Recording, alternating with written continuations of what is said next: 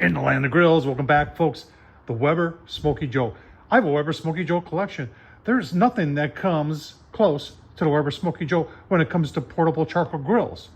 Or is there? And I was thinking about that recently and did a little research and found that a company called Napoleon. Now, Napoleon's been making grills for quite a few years, a lot of gas grills, and they do make some charcoal grills. And they have this 14-inch, which is the same size as a Weber Smokey Joe. It's their premium portable. We're going to take a look at the price, and we're going to show you all the features on the inside. It's pretty cool, folks.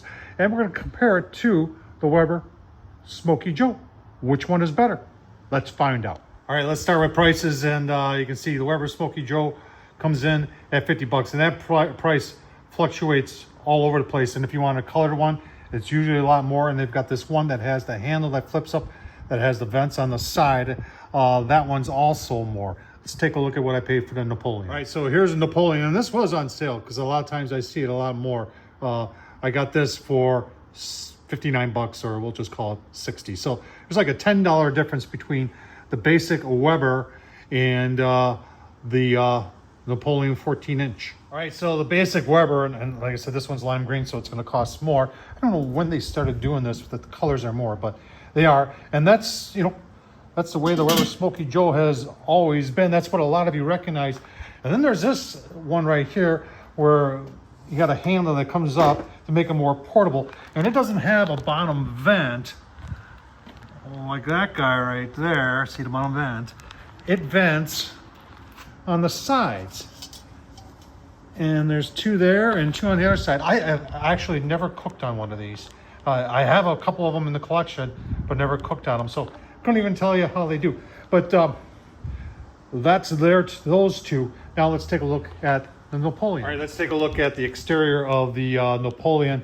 The first thing that you should notice is that this has 1, 2, 3, 4 legs.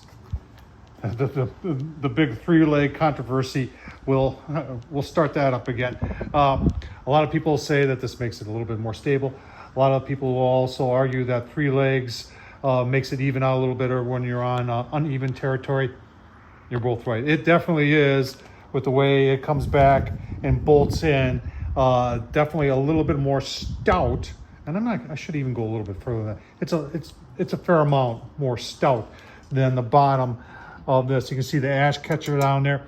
You can see the ash catcher on there is removable, and this whole thing bolts together. It's actually a pretty cool design. Right, so there's the bottom vent. It is definitely smaller than the Weber, as is the top vent, and that, you know, that could be an issue when it comes to temps. But definitely have smaller bottom vents and top vents. Right, and to make it portable so you can carry it around like this, it's got these clasps here, 3 of them, to hold the top down.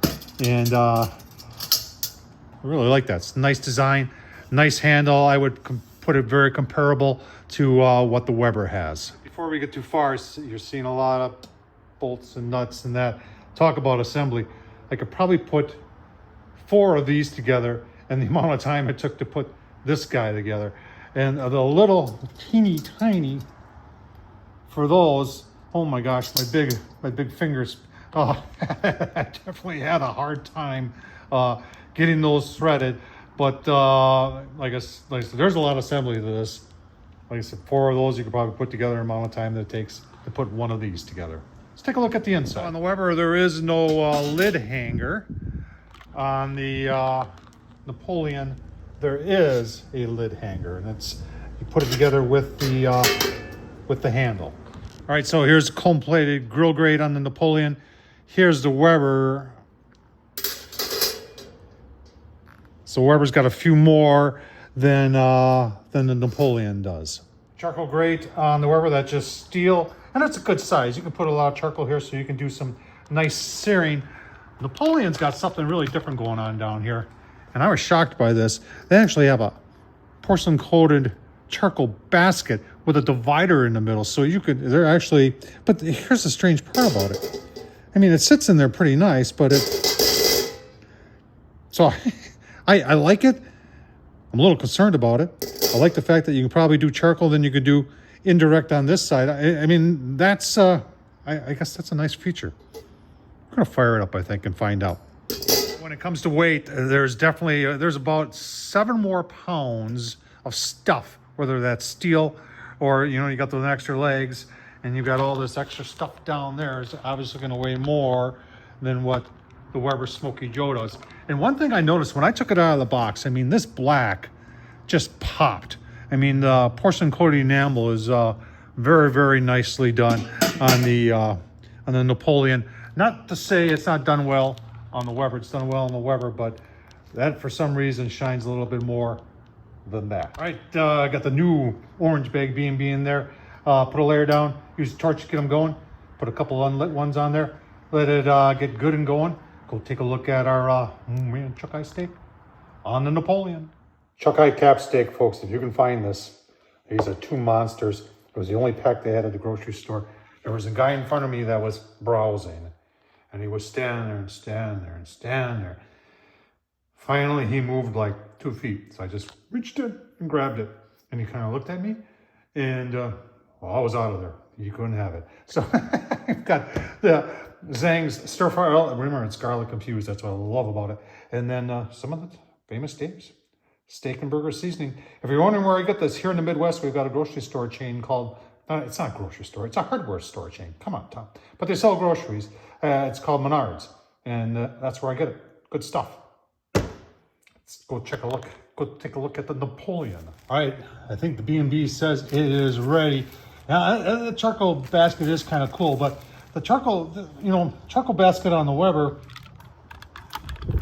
you know, it's just that, but they do have these, this one's new in the bag. I don't even know if they make these anymore, where you just hook it onto the bottom and you can create an indirect zone really quick with one of these on the Weber. Sometimes I like to use just an aluminum pan, throwaway pan, put it in there and just put the charcoal on the other side. I've done plenty of indirect cooks successfully on the Weber Smokey Joe, but I'll tell you what, today it's all about steak.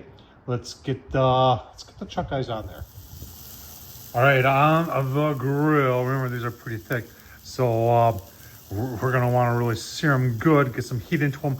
I'm tempted to go like this and just let them go and see how that does, because I want to wrap around some heat to help cook the other side. All right, so for our friends at Napoleon, here's an issue. Your little hook that you put on there, when I went to put this down, it hit the steak.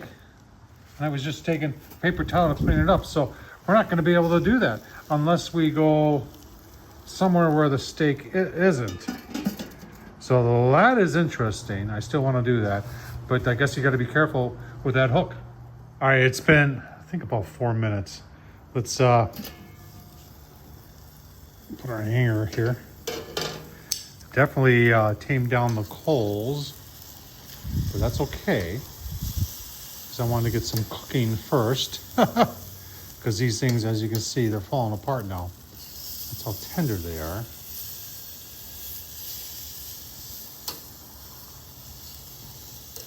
So I think what we're going to do is we're going to let things sear now, since we got some overall heat into the meat. So that's why I wanted to do that. I want to see how these three, remember the Weber, the size is 4 and they're all bigger than that. So this really snuffed it out and really hampered the amount of oxygen into our charcoal, which is probably good for low and slow, but for what I wanted to do, it wasn't.